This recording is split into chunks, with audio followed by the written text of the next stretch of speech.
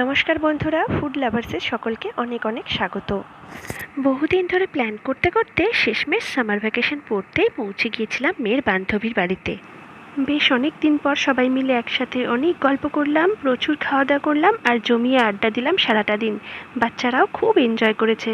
সকাল সকালই পৌঁছে গিয়েছিলাম ওদের বাড়িতে, আর গিয়েই ওরা বসে পড়েছে ইন্ডিয়ার ম্যাপের একটা পাজেল গেম নিয়ে, আর ওটাকে সেট করতে পেরে তো তিনজনেই দারুণ খুশি। এদিকে মেয়ের বান্ধবীর মা মানে আমার বান্ধবী, সে তো রান্নাবান্নাতে খুব এক্সপার্ট। সকাল সকাল এগ চাউমিন বানিয়ে খাওয়ানোর পর আবার বিরিয়ানির প্রস্তুতিও শুরু করে দিয়েছে। আমার তো আজ রান্নাঘর থেকে ছুটি, কিন্তু আমার রান্নার কাজ করতে আর রান্নাবান্না দেখতেও খুব ভালো লাগে। তাই গল্পের ফাঁকে ফাঁকে উঠে এসে এসে ওর রান্নাগুলোই ভিডিও করছিলাম।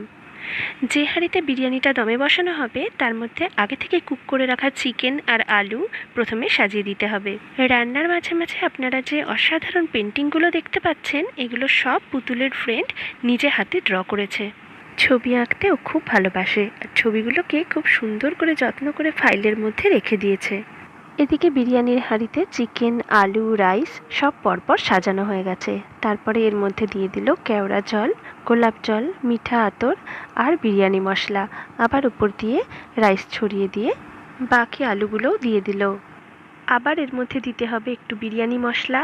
ও এখানে এভারেস্টের শাহি বিরিয়ানি মশলাটা ব্যবহার করেছে। ওপরে ভারী কিছু একটা চাপিয়ে দিয়ে দমে বসিয়ে রাখতে হবে 30 মিনিটের জন্য। 30 মিনিট পর বিরিয়ানিটা নামিয়ে নিয়ে দেখা যাচ্ছে একদম রেডি, আর বাচ্চারা ভীষণ খুশি। ওরা খুব আনন্দ করে বিরিয়ানি খাবে বলে অপেক্ষা করছে। বিরিয়ানির সাথে ছিল রায়তা আর স্যালাড। রায়তাটাও অসাধারণ সুন্দর খেতে হয়েছিল, আর বিরিয়ানিটার তো জবাবই নেই। এবার একটা জিনিস দেখাই, এভাবে কোল্ড ড্রিঙ্কস আজ আমি প্রথম খেলাম। আপনারা অবশ্যই বাড়িতে একবার ট্রাই করবেন, দারুণ লাগবে খেতে। জলজিরা দিয়ে তার উপরে কোল্ড ড্রিঙ্কসটা ঢাললে কিন্তু সত্যি খুব সুন্দর লাগে খেতে, আর বিরিয়ানির পরে এই কোল্ড ড্রিঙ্কসটা খেতে আরও ভালো লাগছিল।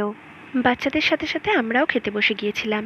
বিরিয়ানির পরে কিন্তু আমের চাটনি ছিল আর পান্তুয়াও ছিল, সেগুলো আমি ক্যামেরা বন্দি করতে ভুলে গেছি।